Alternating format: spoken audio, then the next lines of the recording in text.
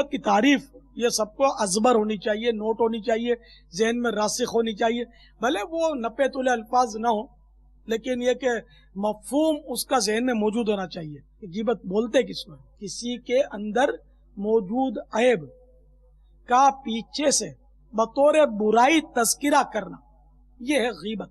اب یہ کہ جیسے کافر ہوتے ہیں تو ان کی غیبت جائز ہے، مرتد کی غیبت جائز ہے، بد مذہب کی جائز نہیں ہے۔ بد مذہب کی، اس کی بد مذہبی کا بیان کیا جائے یہ غیبت نہیں ہے۔ کسی مسلمان کو اس کے چنگل سے بچانے کے لیے اس کے بدعقیدہ عقائد بیان کیے جائیں، یعنی وہ بد مذہب جن کی بد مذہبی حد کفر تک نہیں پہنچی، یعنی ذاتی معاملات اس کے اچھالنا جائز نہیں ہے۔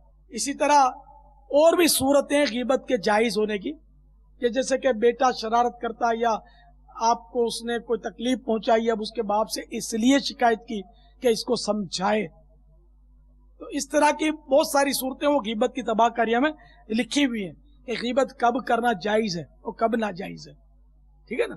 تو جنرلی ہمارے جو غیبت کی جاتی ہے نا، وہ دیکھا یہ ہے کہ مقصود برائے بیان کرنا ہوتا ہے، اور کوئی خاص جائز مقصد عموماً سمجھ میں آتا نہیں ہے کہ اس کا مقصد کیا ہوگا۔ اب جیسے کہ بات چلتی ہے نا، یار وہ ہے نا، یار ہے تھوڑا ضدی، اب اس کی ضرورت کیا ہے، تو اب یہ برائے بیان کرنا ہی مقصود یہاں سمجھ میں آتا ہے۔ تو اگر وہ ضدی ہے اور آپ نے یہ کہا تو یہ غیبت ہوئی، اس کو برا تو لگے گا۔ اور کئی عیوب ایسے ہیں کہ وہ برائی نہیں ہے، برائی نہیں ہے لیکن وہ عیب ہے، تو اب اس کا تذکرہ بلا ضرورت پیچھے سے کرنا وہ بھی غیبت۔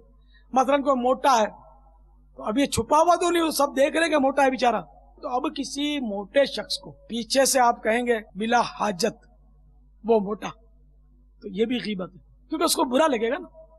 لمبے کو لمبا کہیں گے تو برا لگے گا، ٹھگنے کو ٹھگنا کہیں گے تو برا لگے گا، اندھے کو اندھا کہیں گے تو برا لگے گا۔ غیبت سے آج کل بچنا جو ہے نا، یہ جوئے شیر لانے کے مترادف ہے، یعنی پہاڑ سے دودھ نکالنے کی طرح ہے غیبت سے بچنا۔ تو اس سے لڑنے کے لیے نہ تیر چاہیے، نہ تلوار، نہ کلاشن کوف چاہیے، نہ کسی قسم کا اور ہتھیار، بلکہ اس کے لیے جو ہتھیار ہے نا وہ ذہن بنانا ہے۔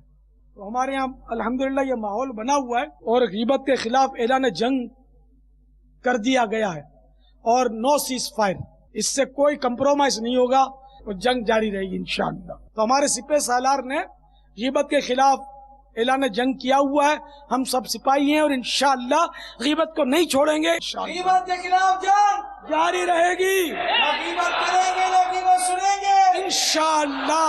محبتوں کا جوش، چغل خور، چغل خور اور اس سے بچنے کا بہترین ذریعہ کفل مدین لگا رہے گا انشاءاللہ، عز و جل، کفل مدینہ لگا رہے گا انشاءاللہ۔ عز و جل۔